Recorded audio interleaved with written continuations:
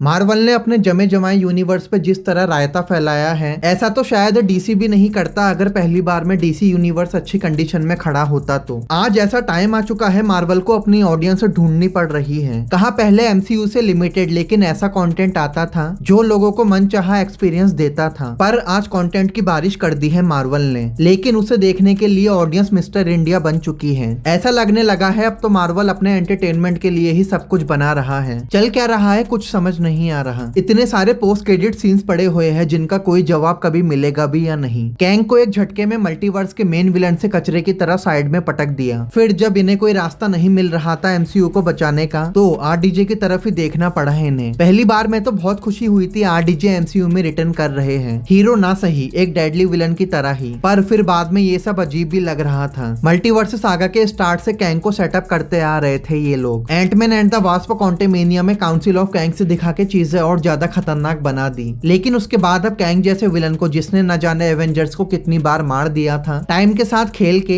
ऐसे विलन को निकालना पड़ा। माना कि जोनाथन मेजर की कंट्रोवर्सी मार्वल के रास्ते में आ रही थी, लेकिन दूसरा भी ऑप्शन था उनके पास। नई कास्टिंग कर सकते थे कैंग की, पर ये बोलना कि कैंग ऑडियंस पे कोई खास असर नहीं छोड़ पा रहा है बिल्कुल गलत था। गलती कैंग की नहीं मार्वल की थी, जो कैंग जैसे विलन को संभाल नहीं पाए, जिसके पीछे का रीजन हम सब जानते हैं। इन्फिनिटी सागा की सक्सेस इनके दिमाग में नशे की तरह चढ़ चुकी थी। बस इन्होंने अपने मन में सोच लिया था अब इनकी ऑडियंस पूरी तरह पकड़ में आ चुकी है। अब जो ये लोग लाएंगे ऑडियंस उसे बिना सोचे समझे एक्सेप्ट कर लेगी, फिर चाहे वो शी हल्क या फिर मिस मार्वल जैसी टट्टी ही क्यों ना हो। थॉर लव एंड थंडर को भी ऐड कर लो इसमें, पर ऑडियंस से खिलवाड़ करके खुद मुंह के बल गिरना पड़ा इन्हें। मुझे समझ नहीं आ रहा जितने कैरेक्टर्स इन्होंने भर लिए हैं मल्टीवर्स सागा में, उन्हें कैसे इस्तेमाल करेंगे ये लोग। शैंग-ची के सेकंड पार्ट का कोई आइडिया नहीं है। लास्ट में शैंग-ची की चूड़ियां सिग्नल भेज रही थी, वो सब क्या था, किससे कनेक्शन था उन सब बातों का, बस सोचते रहो। थॉर लव एंड थंडर के पोस्ट क्रेडिट में ज़्यूस के बेटे को इतना बिल्डअप दिया गया था, थॉर से बदला लेगा वगैरह वगैरह। आज उसके बारे में बातें भी नहीं करता मार्वल। इटर्नल्स में तो 2 पोस्ट क्रेडिट्स थे, एक में थैनोस का भाई आता है, दूसरे में ब्लैक नाइट को तलवार के साथ दिखाया जाता है। मल्टीवर्स ऑफ मैडनेस में क्लिया आती है, डॉक्टर स्ट्रेंज के लिए पोर्टल खोलती है, कितना बड़ा खतरा आने वाला है उसके बारे में बताती है। नो वे होम में एडी ब्रॉक वेनम का छोटा सा टुकड़ा मेन एमसीयू में छोड़ जाता है। इतना कुछ जो भर रखा है मार्वल ने, इनको कब और कैसे यूज करेगा, क्योंकि 2026 में तो डूम्सडे आ जाएगी एंड उसके अगले साल सीक्रेट वॉर्स, फिर तो मार्वल पूरी तरह से रिबूट हो जाएगा। अब तो इतना टाइम भी नहीं है इनके पास जो ये इतने सारे पोस्ट क्रेडिट्स को लेके सेपरेट फिल्म बना सके। फिल्म बनाना तो अलग बात है, इनके पास कोई आइडिया भी तैयार नहीं होगा। आज तक ब्लेड को लेके बातें ही सुनने को मिल रही है। हर बार बोलते हैं फिल्म शुरू होने वाली है, फिर उसके थोड़े दिन बाद बोलते हैं स्क्रिप्ट में चेंजेस कर रहे हैं। ऐसा ही चल रहा है इनका ब्लेड को लेके। फिल्म आते आते पूरा मल्टीवर्स सागा भी एंड हो जाएगा। रिबूट होने के बाद एक नई एवेंजर्स मूवी भी आ जाएगी, फिर भी ये ब्लेड में चेंजेस ही करते रहेंगे। आज तक मून नाइट के सीजन 2 को लेके कोई भी अपडेट बाहर नहीं आई है। शो भले ही एवरेज था, लेकिन कैरेक्टर बहुत इंटरेस्टिंग लगा था मुझे। ये चाहते तो कितना अच्छा इस्तेमाल कर सकते थे ऐसे जबरदस्त कैरेक्टर का, पर अब कोई सेपरेट शो की उम्मीद रखना बेकार है मून नाइट को लेके। वो बस सीक्रेट वॉर्स में देखने को मिलेगा किसी कोने में। इस टाइम पर भी अगर मार्वल को लेके थोड़ी बहुत हाइप बनी हुई है ना, तो उसके पीछे का रीजन सिर्फ आरडीजे है। नॉस्टैल्जिया फैक्टर के चलते मार्वल ने मजबूर कर दिया ऑडियंस को इनके साथ बने रहने के लिए, वरना इनका खेल तो खत्म ही था। चलो अभी तो आरडीजे का सहारा ले लिया इन्होंने। सीक्रेट वॉर्स के बाद भी अगर इनका ऐसा ही हाल रहा तो कितनी बार आरडीजे को लेके आएंगे। एक टाइम के बाद तो ऑडियंस खुद मना कर देगी आरडीजे को भी देखने के लिए, एंड ना आरडीजे खुद बार बार आके अपनी बनी बनाई रेपुटेशन को कचरा करना चाहेंगे। अभी से समझ जाना चाहिए मार्वल को। रिबूट होने के बाद एमसीयू को किस तरह चलाना है उसके प्लान अभी से तैयार रखने चाहिए इन्हें, नहीं तो अब की बार कोई सहारा बन के भी नहीं आ पाएगा मार्वल का। खैर एमसीयू के फ्यूचर को लेके आपका क्या कहना है कमेंट्स में जरूर से शेयर करना। वीडियो पसंद आया तो लाइक शेयर कर देना। Till then